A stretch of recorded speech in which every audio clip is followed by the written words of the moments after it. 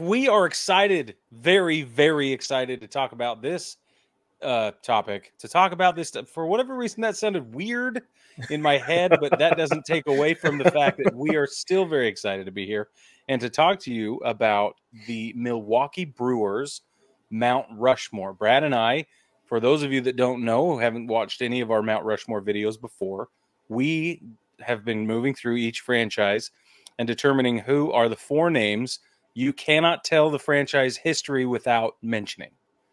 You have to have these four people, and without them, it doesn't work. So a couple of the rules of the game: Brad and I do not collaborate, we don't commiserate, and we don't corroborate anything between the two of us.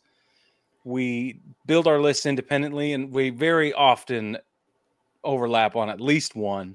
Sometimes more than one. And one time, I think it's going to be. Died. That's true. I honestly think this one's going to have like the majority of it overlap because I feel like a franchise like the Brewers is I don't know if transient is the right word, but I don't feel like it's one of those places where guys stick around. Like we kind of had a problem with that with like the Angels. Remember going back to that one, be like, man, nobody spends more than like 4 years here except for like Tim Salmon. Right? Mike Trout. So, so I feel like this is one of those ones that's a lot like that. Like I'll be honest with you, I was looking at Christian Yelich, but he's spent half his career there. Is all. Granted, it took off, but I don't think he spent enough time there to be part of the story of the Brewers and had great enough years to be part of the story. So 100%, it's kind of one of those things with this franchise. But I did this. That's funny. I did the same thing, and I was getting that into the weeds, trying to figure out, where the votes should go. Anyway, baseball family, we want to know who you think the number 1, 2, 3, and 4 names are in franchise history, and you can do that by mentioning their names in the comments.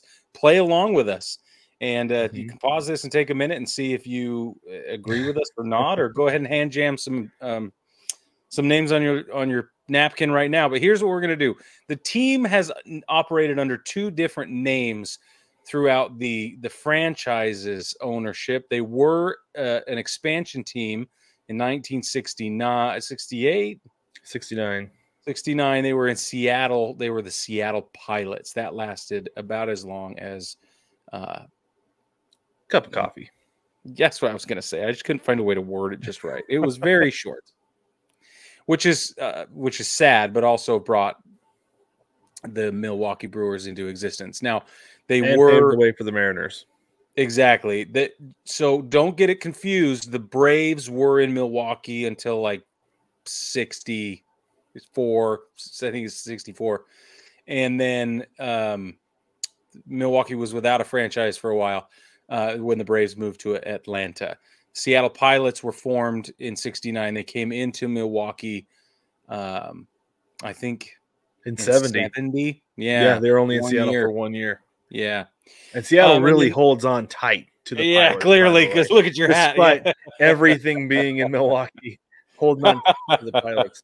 And so my dad actually went to one of the Pilots games. Really? In Seattle. Yeah. And it was free bat day. And so they gave out full-size wood bats. Yeah. And it stuck around our house long enough that I was able to use that bat playing neighborhood games with my friends. Oh, that's cool. A long time. It was around for a really long time. I like that. So technically, the franchise has been around for 55 seasons. They've been in Milwaukee under the name the Brewers for 54 seasons. And their record over that time is a .486 win-loss percentage. That's an official 4,215 wins to 4,461 losses. Playoff appearances are tallied at 9. That includes this season. They have won 1 pennant in that time. They have appeared in 1 World Series. That was 1982. They lost to the St. Louis Cardinals in what is considered the Suds series due to the beer rivalries between Anheuser-Busch, which owned the St. Louis Cardinals at the time, and then all the, obviously, Miller being from Milwaukee and other companies, other beer manufacturers in Milwaukee. So the Sud Series, in 1982, they lost Cardinals. Winningest manager in Brewers franchise history is Craig Counsell. We've talked about that before, specifically dealing with his departure from Milwaukee and across the pond to the Cubs, which is still fascinating to me. Craig Counsell won 707 games as the manager and lost 625. That puts him at a 531 win-loss percentage. And that is the history so far of the Milwaukee Brewers as it appears on paper. Okay. Yeah. Let me get into the team name real quick, Brig. I feel like it's pretty self-explanatory, right, with the Brewers. But this is really interesting on teamnameorigin.com. It says teams had been using the Brewers nickname off and on since the late 1800s. This is a nod to the numerous breweries that had called Milwaukee home, like you talked about Miller and then Pabst and Schlitz as well. Yeah. And like you said, the Brewers started off in Seattle as the pilots. We were just there for 1 year before packing up and heading over on to Milwaukee. So yeah, and I think the pilots comes from the fact that Boeing is based in Seattle. I think that's where that comes from. Makes sense. Or the ship pilots. I don't know. I would think it's the Boeing pilots, though. I would imagine based on the logo. All right, Brad. I want to see. Why don't you kick it off? And this is in no particular order, baseball family. We're not ranking them or putting one in front of the other, any sort of importance here. Right. Just that these are the four names. So, do you want to overlap really quick? Go ahead and go first. Okay, well, I'm gonna throw out one of my favorite baseball people ever as my number one. You can't talk about the Brewers without talking about Bob Uecker. Yeah. Right. Totally the best agree. Personality in baseball, especially in radio, in sports radio. I love one thing I particularly love about him is his self-deprecating humor about baseball, about not being a good baseball player, even though he made it to the big, so he had to been good to some degree, right? Yeah, right. And one of his famous quotes is the best way to catch a curveball or the best way to catch a knuckleball is to let it stop rolling and pick it up. I absolutely agree with him as a catcher that is the absolute best way to pick up or to catch a knuckleball because it's really the only way you can do it. But this is the thing. This is one of the reasons you have to have him on the Brewers Mount Rushmore because he has been the radio broadcaster with this team since 1971. Yeah. He made his debut in Milwaukee with the Braves in 62. But he's stuck around in Milwaukee. He's been with the Brewers since almost the very beginning. He's still there. He's 89 years old. If you have not listened to Bob Uecker call a baseball game, hop on the MLB app, right? And I think you can get radio games on radio for free. Yeah. And listen to a Brewers game. Listen to a Bob Uecker broadcast because it's a good old time. It's a ton of fun. And it's iconic. It's absolutely iconic. And the thing that's cool about Bob Uecker, he is also the first name on my list. He played for the Milwaukee franchise when he played in Milwaukee when they were the Milwaukee Braves, I should say, in 62 and 63. So he must just love it in Milwaukee, which is super cool. I think the cool thing about him, well, he's from Milwaukee is part of it. He's born in Milwaukee. Okay, there it is. That's why. I didn't take the time to look. I should have. Everybody calls him Uke. So if you ever hear that, it's not ukulele, it's Bob Uecker. Bob Uecker, he has transcended the franchise. He has transcended baseball. His personality is so big and it's so fun that it's like when he was the radio broadcaster in Major League, in the film Major League. I was just going to say that, yeah. Like he was one of the best parts of the entire film for all sorts of reasons. And it was like when, for the less avid baseball fan, the analogy I will make is it's like when Bob Barker showed up in Happy Gilmore, right? It's like that. It's like this became bigger than it should have, right? Than we thought. Well, and for a long time, I thought he was the Indians radio broadcaster because of Major League. For sure. Totally. Harry Doyle. And I didn't know that he was actually Bob Uecker. I thought his real name was Harry Doyle for a long time. And then finally my mom was like, it's Bob Uecker. Yeah, come on, dude. I didn't know either. I also From had to Mr. say that too. Belvedere. Did you know, though, that there are 2 statues of Bob Uecker outside Miller Park? As there should be. 2. Like, we're going to talk about the people's names, the personalities that you cannot leave out of the conversation of the franchise history. And there are 2 statues of this man outside Miller Park. Forget about it. If you're going to have a number 1 on the Mount Rushmore, it feels like it's him. I would say because so. of that, I feel like. Yeah. Okay. All right. Well, all right. Overlapped on 1. Check. Go ahead with your next one, Brig. All right. I'm going to get back onto the field with this one. Okay. This guy is in the Hall of Fame. He has won a Gold Glove and 2 MVPs. He played in 2 completely different positions inside the same franchise at shortstop and then in the outfield. He almost split time between them two. Can you believe that? Isn't that amazing? Yeah. And his offensive numbers were better once he went into the outfield. It's insane. So we're talking about Robin Yount. I'm just going to quit teasing and tell you. Robin Yount, his number is retired by the franchise, and he played his entire career with Milwaukee Brewers. He is the only player in the entire franchise history to have played his entire career with the franchise and have his number retired. There are other guys with their numbers retired, but not all of them spent their entire career in Milwaukee. I think that's really an important detail. Mm-hmm. He is the only player in that category in franchise history. He was there for the 1982 World Series appearance. In that season, he hit 331, 210 hits, 46 doubles. I can read my handwriting. I can read them. He led the league in hits with 210. He led the league in doubles with 46, 29 home runs, 114 RBIs, led the league in OPS with 957. He is the franchise leader in games played, runs, hits, RBIs, and more. WAR. I got to give it to Robin Yount. Definitely. So this is the one thing that stuck out to me. He talked about how he played. So he started his career at shortstop, and then he later transitioned to the outfield. And because I saw on the top of his baseball reference page, it says shortstop and center fielder. I was like, okay, so how much center field did he actually play? He played a whole lot, because he played 1,479 games at shortstop, and in the outfield he played 1,218. So that's really like a season and a half difference between the two. And then he had time at the DH position, and he had 12 games at first base, kind of toward the end of his career. I guess there's a couple games in the middle, but I'm sure that happens. It's just like giving the dude some rest, because I'm pretty sure his back hurt from carrying this team for all those years. The dude won 2 MVPs.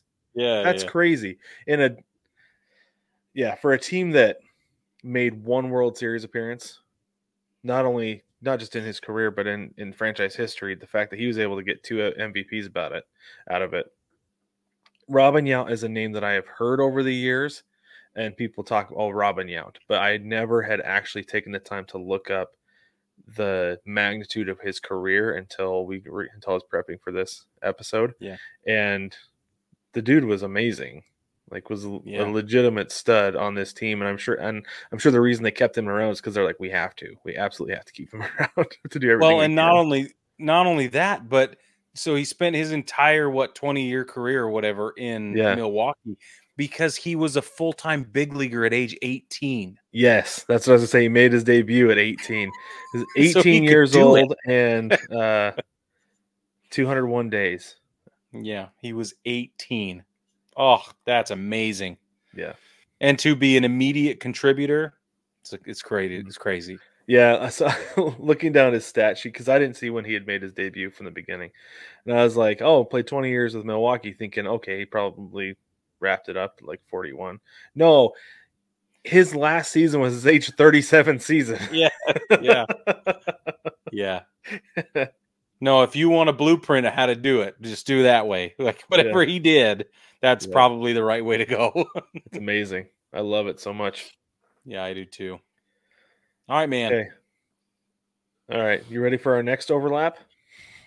It's going to be a Yeah. short episode. Yeah, it is. The next one I have is Paul Molitor. Because you have to. Happens every time. I'm telling you. So also in the Hall of Fame. Also in the Hall of Fame. So Paul Molitor spent of his 21 years in the big leagues. Another guy who debuted pretty young though. I mean, he was 21 when he debuted. Right? 21? Yeah. Yep. Of his 21 years in the big leagues, he spent 15 of them in Milwaukee. Yeah. You know, me being the age that I am, I think of Paul Molitor, I think of Minnesota because he was in Minnesota 96, 97, 98 when I was waking up on Saturday mornings in the summer, watching SportsCenter for 3 hours and seeing Paul Molitor on Twins highlights. For sure. Right? And I had a whole raft of Paul Molitor baseball cards. I knew he played in Toronto. I knew he played in Milwaukee because I also had Paul Molitor baseball cards from those years. But most of what I had was in Minnesota. Right. And so that part, for me, though, I feel like that shows like how myopic my perspective of his career is, and that his best years really were in Milwaukee. And granted, it was like his early to mid 30s where he kind of strung together 4 all-star seasons. But I mean, he led the league in runs in 1982, 1987, 1991, all with Milwaukee. He led the league in doubles in 1987, led the league in hits in 91 in Milwaukee, triples in 91 in Milwaukee. And a guy like that, a guy who played Paul Molitor's style, is never going to win an MVP, but he was runner-up in Rookie of the Year. He had 2, 3 top 10 MVP finishes. One of those was a runner-up with Toronto in 93. You know, and like you said, Hall of Famer, and he absolutely has to be a Hall of Famer because he put together such a steady career for so long. Great steady career for so long that there's no way you couldn't put that dude in the Hall of Fame.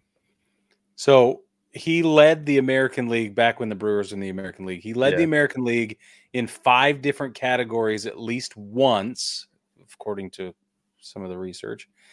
And this is what kills me. Almost 2,300 hits as a Brewer in that 15-year time period, and like 400 stolen bases in that time period. Because the Paul Molitor we know is not a speed demon. Yeah, you're right. We're like, looking at the data, I was like, wow. It's pretty awesome. It is. Yeah. Oh, man. Yeah. Never tell you I met him? No. Yeah, I went for a journalism conference when I was in college, went to Minnesota. Yeah. And went at university, it was held at the University of Minnesota. And part of it, since I was in the sports writing section, we got to go cover a Twins game at Target Field. And he was the manager at the time. And after the game, like we had press passes, so we could go wherever we wanted. And so after the game, we went down to the clubhouse. We went down into his office, talked to him and Urban Santana. Oh, that's cool. Yeah, after the game. So that was pretty sweet. It's awesome. That's very, very cool. All right, go ahead. Next overlap, Brig. I've got one left. You've got one left. It's probably going to be the same guy. I wonder. I'll be a little surprised if it is, and I'll be a little surprised if it's not. You know, kind of right there in the middle. So this is a guy that worked at his dad's Ford car dealership for a period of time. And during his tenure at his dad's Ford dealership, he sold Joe Torre his first car. Makes sense. This guy, there would not be baseball in Milwaukee without Bud Selig. And before he was a commissioner of baseball, is that yours? Before he was a commissioner of baseball, he owned the Milwaukee Brewers for about 3 lifetimes. And so in the research I did, he began advocating to bring an expansion team into Milwaukee before the Milwaukee Braves left for Atlanta. He knew it was coming because he was involved in the transactions, he had a partial ownership of the Milwaukee Braves at the time. And so because he was in on what was going on and kind of saw the writing on the wall, heard the conversations, he started campaigning and raising funds. When they moved, he sold his shares, and then it took him another handful of years, like 4 or 5 years, to get the capital together. And during that time, he coordinated with Major League Baseball to host exhibition games in Milwaukee and do a number of different, goodwill tour type promotional events and things like that, to prove that Milwaukee could continue to sustain a major league franchise. And so after the Pilots folded in Seattle, he said, well, there we go. Here's our chance. And he pulled them over. And there really, truly would not be baseball in Milwaukee without Bud Selig. Right, exactly right. Yeah, and that's really the thing, is that he's the man who saved baseball in Milwaukee. And you can say what you want about his time as the commissioner, right? Well said. Time. Because because there was some good, obviously some bad during that time. And we've heard David Sampson talk about how Bud Selig was not kind of Machiavellian, right? As a as a commissioner, and Rob Manfred is not that way. So there were things about Bud Selig, the way he ran things, that maybe a little bit questionable, but the fact that he got it done. He, like you said, baseball is in Milwaukee and continues to be in Milwaukee and thrives in Milwaukee because he laid the foundation for it. Correct. Baseball may have honestly been in a better place at the end of his tenure as commissioner than it is now. It kind of feels that way sometimes. There's a strong argument that even with the scandal of now of which there have been 2, right? They each have their own now, if we're talking about Manfred and Selig. Yeah. We should talk about that in a different episode, because I bet you a comparison left-right would be really interesting. Mm-hmm. Yeah, it really would be. Mm-hmm.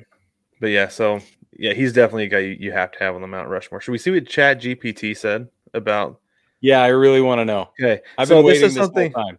So this is something we decided we wanted to try to do with these Mount Rushmore episodes now, is that we would give our thoughts, and then we would ask ChatGPT, see what the interwebs think about who belongs on the Mount Rushmore. So I said, please list the Mount Rushmore for the Milwaukee Brewers baseball team. I say please every time I use ChatGPT, just in case, Brig. Just in case. You never know. I don't. I maybe ought to reconsider my life. You want to get on the right side of the robots, Brig, just in case. So this is who ChatGPT said Robin Yount, a Hall of Famer who spent his entire career with the Brewers. Yount was a 2-time MVP and an integral part of the team's history. Absolutely 100% agree with that. Paul Molitor, another Hall of Famer and a key player for the Brewers in the 1980s, contributing greatly to their success during that era. Commissioner Bud Selig. While not a player, Bud Selig played a crucial role in keeping baseball in Milwaukee and was instrumental in bringing the Brewers to the city in 1970. Later, he became the commissioner of Major League Baseball. Now, this is where we differ. You and I were 4 for 4. Yeah. However, ChatGPT, having no legitimate opinions or its own thoughts, went with Ryan Braun. Oh, no. Despite some controversies, Braun remains one of the most significant players in recent Brewers history, having won awards and achieved notable milestones with the team. Now, that first part, despite some controversies, that's why I didn't put him on the Mount Rushmore. Same. And I think it's worth talking about that. Baseball family, just in case you didn't know, maybe you're new to the show, maybe you don't agree with this. I don't know. I don't have any idea. But we are all the way against the PED thing. Big time. Yeah. I'm so sorry, but this is the thing, is that I've gotten to a point where I can somewhat, like, for like a team's Mount Rushmore, I could probably forgive the PED, right? If it was just that. But the fact that Ryan Braun not just lied about it, he ruined a man's career while lying about it. That he blamed the tester and the handler, said that he did all these things wrong and it was a false positive, and this is why, because of what this man did, got him fired, ruined his career, everything like that. And then as it turns out, he was positive. That was all a lie. He tested positive the entire time.